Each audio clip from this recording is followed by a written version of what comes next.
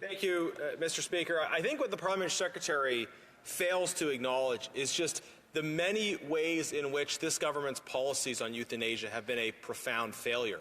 And in fact, they have been repeatedly called out, not just by those who are concerned about the impact on those struggling with mental health challenges, but also by the disability community, who has been nearly unanimous in their criticisms of this government's approach, because they've identified how the approach this government is taking is undermining the services that they wish to access, and it is in fact devaluing the lives and the contributions of people living with disabilities. So I think the government and the Parliament Secretary need to acknowledge that.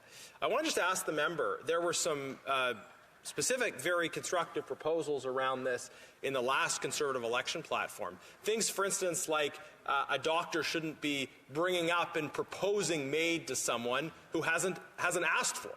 At a minimum, if there's going to be a conversation about euthanasia, it should be something initiated by the patient. It shouldn't be something where a doctor, someone in the healthcare system, someone who works for a government department like Veterans Affairs is suggesting to them.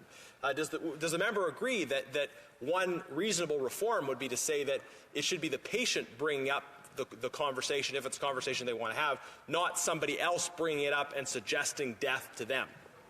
The honourable member for Cypress Hills Grasslands. Yeah, and Mr. Speaker, I want to thank my colleague for that question, because, absolutely, if the euthanasia framework is going to be in place, to me, that is the only way.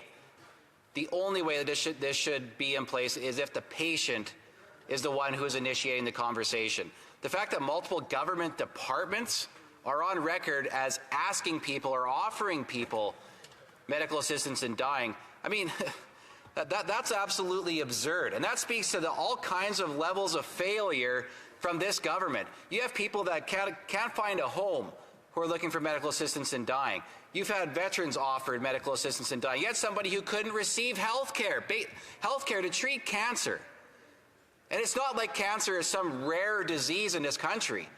This person couldn't receive treatment for cancer, and he chose MAID instead, even though he didn't necessarily want it, but because he was unable to get a treatment that should normally be readily available for him. That is ridiculous. The amount of failures from this government is absolutely ridiculous.